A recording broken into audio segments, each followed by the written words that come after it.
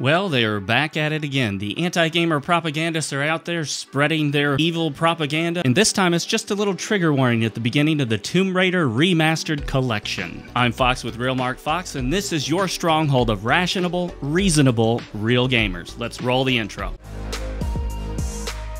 Frankly, my dear, I don't give a damn.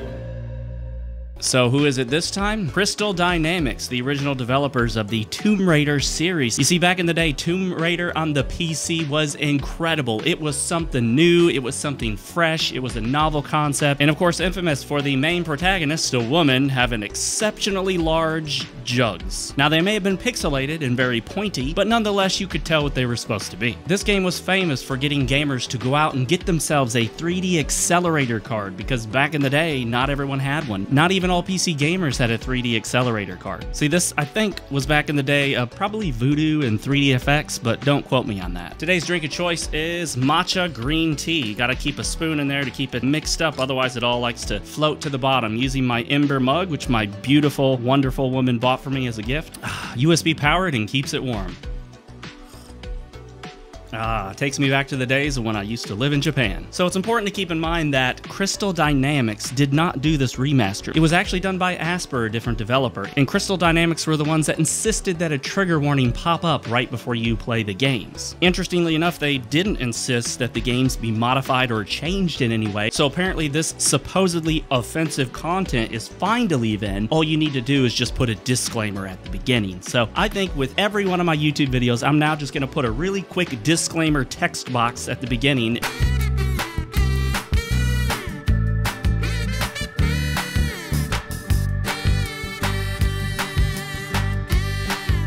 And no matter what I say, no matter how offensive it is, it's okay, because I put that disclaimer trigger warning. Let's go ahead and read it. So I'm going to look right above you, up to the monitor behind you that you can't see, and I'm going to read it off for you. The games in this collection contain offensive depictions of people and cultures rooted in racial and ethnic prejudices. These stereotypes are deeply harmful, inexcusable, and do not align with our values at Crystal Dynamics. Rather than removing this content, we have chosen to present it here in its original form, unaltered, in the hopes that we may acknowledge its harmful impact and learn from it. Let me translate this for you. We here at Crystal Dynamics are terrified that some new anti-gamer propagandist might look at our game and think some of it is offensive. Even though we don't really think it is offensive, we put this trigger warning at the beginning in hopes that this disclaimer will alleviate any responsibility we have. We don't actually want to have to change anything because that would require more work, so we're just going to leave it all in there and put this text box up in the hopes that that will assuage the outrage.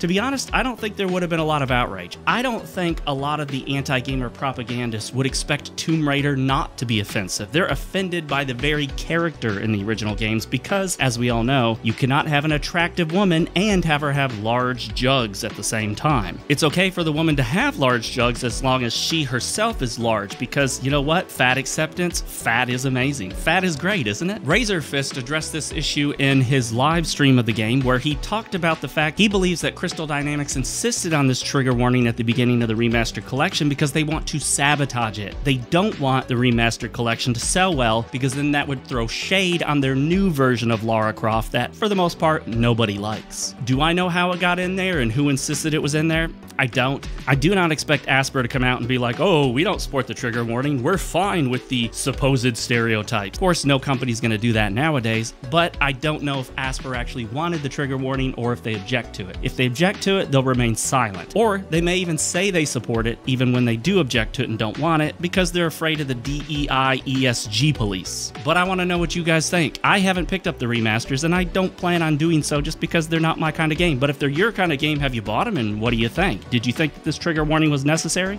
And while a Tomb Raider remaster may not be my thing, what is my thing is Magician on the NES. One of the best games ever released. Why has this not received a remaster? Tomb Raider gets a remaster, but not Magician on the NES? That is a outright crime. This game needs a remaster, at least a remaster, preferably a complete remake. Magician on the NES. A huge shout out and thank you to Drunken Dwarf, who's a super real gamer, and a shout out to an awesome guy, Cornelius Nolan, who is a real gamer. If you want to support the channel and support me, you can join as well and become a real or super real gamer. More on that later. Magician, NES, Remaster, come on, let's do it, Remaster. And of course, to no one's surprise, the Nexus Mods website, the most popular modding website on the internet, decided that you can't have a mod that takes the trigger warning screen away. That's right, somebody uploaded a mod that simply did nothing more than remove the trigger warning screen. It removed this disclaimer, nothing else, didn't modify anything else, but yet Nexus Mod says, nope, you can't have that, you can't get rid of the trigger warning. Now keep in mind, this mod only affects